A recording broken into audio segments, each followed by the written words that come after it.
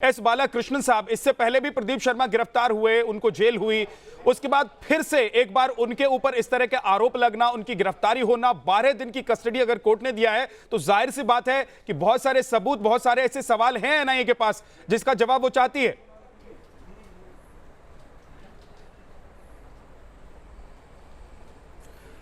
शाह साहब मेरे परम मित्र धनराज वंजारी साहब है, मैं उनको बहुत इज्जत करता हूं, लेकिन ये जो केनिलवर्थ बिल्डिंग का जो थियरी वो आगे बढ़ा रहे हैं, मैं उससे बिल्कुल सहमत हूं।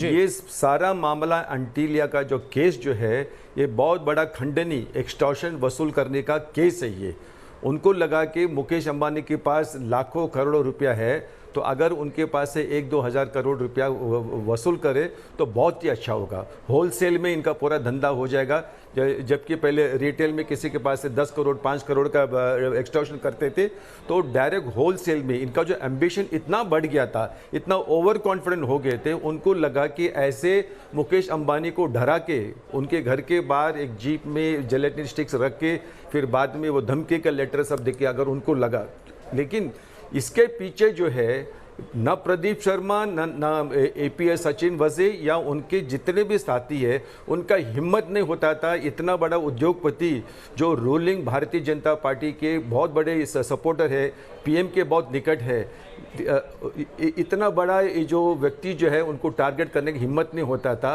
अनलेस एंड अनटिल उनका जो सीनियर बॉसेस जो है आईपीएस में, जब तक उनके वहाँ से हरी झंडी नहीं उसको दिखाया गया हो।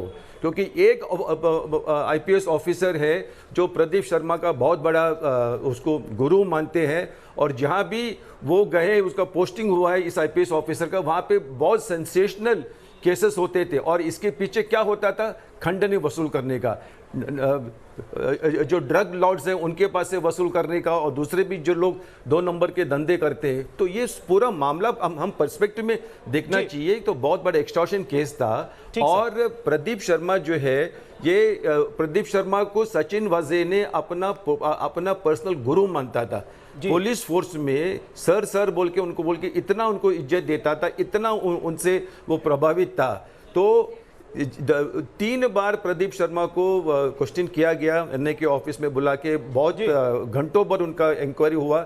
उसके बाद तभी मामला क्लियर था कि प्रदीप शर्मा का अरेस्ट होगा, लेकिन एनआईए ने बहुत चालाकी से काम किया। 3 बार इंक्वायरी के बाद उनको छोड़ दिया, लेकिन उनको वॉच में रखा था, 24 आवर्स वॉच में रखा था, उनका मोबाइल टैपिंग में रखा था, उनके घर के बाहर लोग थे, रेकी करते थे। उसके बाद उनको लगा कि अभी समय आ गया है उनको अरेस्ट करना। लेकिन मेन सवाल है, एनआईए को मैं पूछना चाहता हूं, क्या जो आईपीएस ऑफिसर जिसका इसमें हाथ है, और दूसरी एक अहम बात मैं कहना चाहता हूं, सचिन वजे के डायरी में बहुत सारे आईपीएस ऑफिसर जिसको वो पैसा देता था, हफ्ता देता था, लाखों करोड़ रुपए देता था, वो डायरी एनआईए ने जब्त किया है। सर, यही से एक सवाल ये है जिसका जवाब मुझे लगता है विकास से हमको ले लेना चाहिए। कौन है विकास, क्योंकि जितने प्रदीप शर्मा ने कहा कि अगर कोई उसके साथ फोटो खिंचवा लेता है, क्योंकि वो नेता है इसलिए लोग उनके साथ फोटो खिंचवाते रहते हैं, वो सुपर कॉप थे, वो टीवी पर आते थे, लोग उनको जानते थे, इसलिए लोग उनके साथ मिलते थे, फोटो खिंचवाते थे। इसका मतलब ये नहीं कि उसने अगर कोई जुर्म किया है तो उस साजिश में उनका भी नाम आ जाए।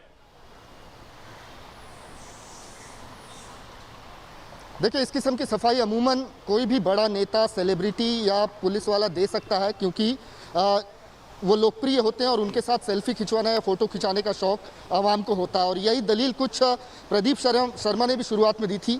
वो कह रहे थे कि वो एक पब्लिक फिगर बन चुके थे, एनकाउंटर स्पेशलिस्ट के तौर पे तो उनकी छवि थी ही जब तक वो पुलिस सेवा में रहे। उसके बाद जब उन्होंने राजनीति की डगर पर चलना शुरू कर दिया, तब उनके साथ उनके समर्थक जुड़ते चले गए, उनके साथ तस्वीरें खिंचवाने वालों की संख्या बढ़ती चली गई। लेकिन ये सब अपने जुर्म को छुपाने का एक हथकंडा भी हो सकता है, ये एनआईए मानती है, और इसी वजह से इस किस्म की दलीलों पर यकीन नहीं किया जा रहा है। जांच को पूरा वाटर टाइट केस बनाने की दृष्टि से किया गया है। मैं ये बता दूं, बहुत धीरे धीरे कदम उठाया गया है। एनआईए ने बहुत दिनों तक प्रदीप शर्मा को सर्विलांस पे रखा है। मैं इसके बता दूं कि इसके पहले भी 2 बार प्रदीप शर्मा से पूछताछ हो चुकी है, एक बार 7 घंटे और एक बार 9 घंटे, लेकिन उन्हें उस समय गिरफ्तार नहीं किया गया जब तक कि उनके पास ऐसे आरोपी ना मिल जाए जो ये सीधा सीधा इशारा कर सकें कि प्रदीप शर्मा के इशारे पर मनसुख हिरन की हत्या हुई है।